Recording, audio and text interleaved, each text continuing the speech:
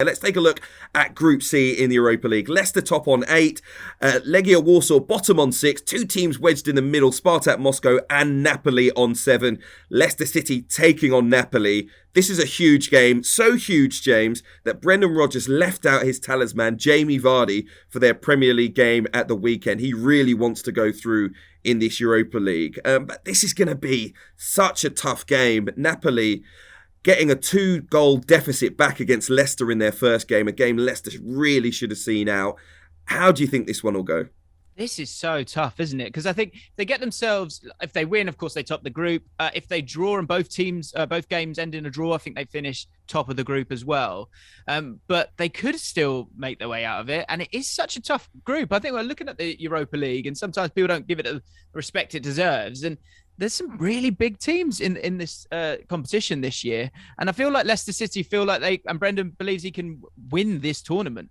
But of course, you've got to get yourself out of the group first. Napoli have had a little wobble in the league after such a fantastic start. And the same goes for the Europa League as well. This is a really, really tough away game. I think you spoke about the right man there. The fact that Vardy doesn't start that game, I think that is part of the transition of how Leicester City are moving, especially as a team that want to be in European competitions. And with that, you need a better squad and you need to use that squad. That someone like Patson Daka plays that game, and it's not that much of a problem. I know they didn't get the result they wanted, but he's a really exciting player and set up the goal for Harvey Barnes. But Jamie Vardy comes back in, surely. I'd be amazed if he doesn't, because he's the talisman for this football club. He's probably one of the biggest legends they've ever had. I think probably number one, actually. And so this would be another another great chapter that he could write in the script of Leicester City. It would be a disaster, really, if they didn't go through. I think there are different clubs that some teams go, I don't even really want to be here in the Europa League. But I think for Leicester City right now, I think they see it as a tournament that they could really, really win right now. So going to Napoli is going to be tough.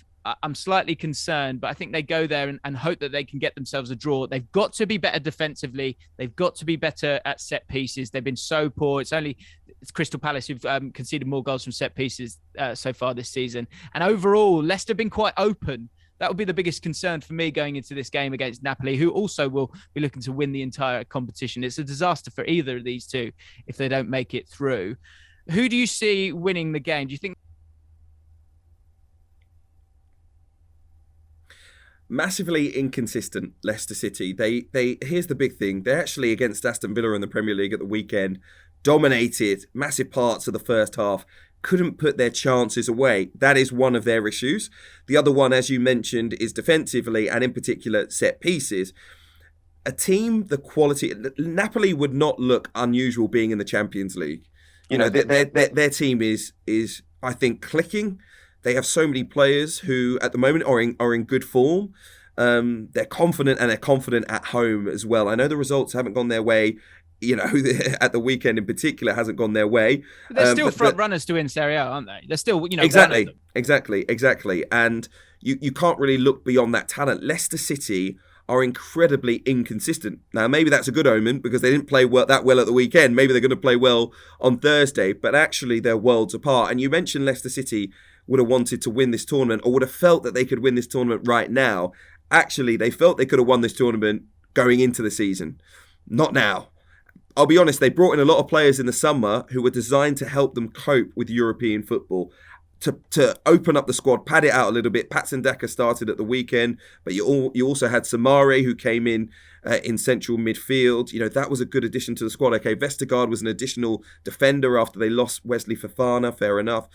But there is enough in this squad to suggest that they should be doing a lot better. They are not unfortunately though, they are not on Napoli's level this season.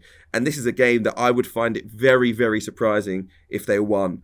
I have to back Napoli here. I can't see it any other way. And that means I think Leicester City are probably going to go out. It could be a draw in the other game. I think if there is, then that's them gone. So, I think the reality is that unless they can win this game, well, that's a fact. But unless they can provide us with a shock, they're going out. So I think the draw means that they just about sneak through. If Spartak Moscow draw with Legia. But if Legia win that, it goes to that head-to-head. And they're gone anyway. So I'm with you, mate. I've got a horrible feeling about it. I just I think it's almost because they want it so badly. I think it could go. How big a failure is it? How big a failure is it for Leicester City and Brendan Rodgers in particular if they don't even make it out the group? I think, if you look at it with your eyes closed, it's a disaster. You look at that squad, that group, you look at it and go, that's quite a tough group to get out of. But that said, the Premier League and the money that's in there and where Leicester have been over and how consistent they've been over the last few years, Brendan Rodgers will be tearing his hair out if they don't make it out of that group. So a very tense Thursday. I'm not sure about that.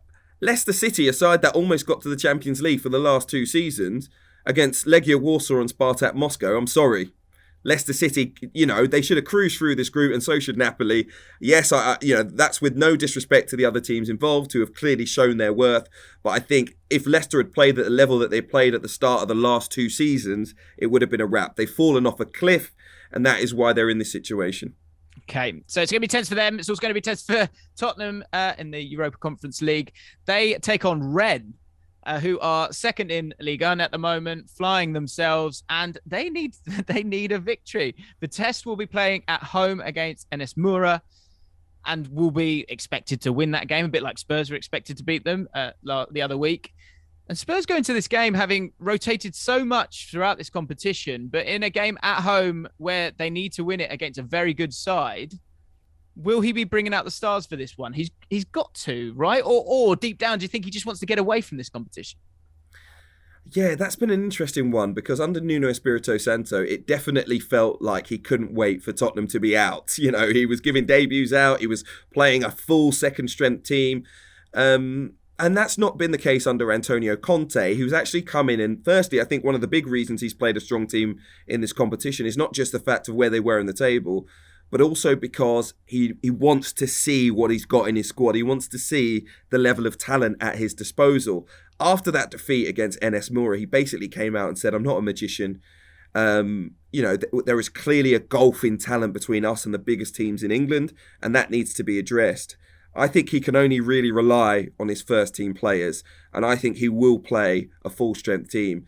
I think one of the key reasons for that is Tottenham haven't won a trophy in a long time, and he's been brought there to firstly win that trophy, which I think they could do in the Europa League if they're on song. You've got Heung-min Son, you've got Harry Kane in your team, you've got Lucas Moura, who scored a worldie at the weekend in your team. You should be able to challenge in this competition. It's the Europa Conference League, remember, not the Europa League, the Europa Conference League. They should pretty much be the favourites in it, especially if you look at what's happened elsewhere in Italy at the weekend. So, listen, I think he goes strong in this game, and I think at home, with the fans behind you, you definitely beat Rennes. You should be beating Rennes with all due respect to what they've done this season, if you play at your maximum capacity. The only question over Tottenham is whether their best is going to be, firstly, good enough, and whether they'll produce it, because they are still inconsistent. I just think Antonio Conte has made them a slightly better side and should be good enough to come through this with 3 points.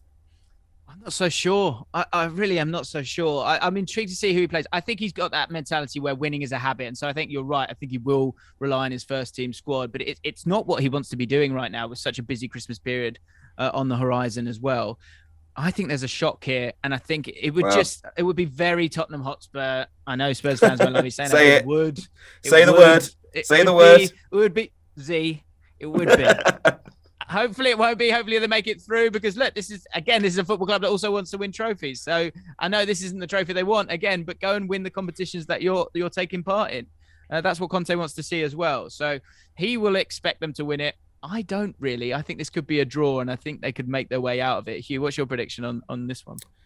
I'm confident in Tottenham in this one. I know I haven't seen a lot of Rennes, that they've had a good season so far, but I do think the Tottenham Hotspur Stadium, if you haven't been, it's incredible. They just need the fans behind them in this one. I'm going to go Tottenham 2-1. Hi guys, James Alcott here from ESPN's Football Forecast. Thank you for watching. If you've enjoyed the video and you want to check out more, make sure you subscribe to ESPN UK.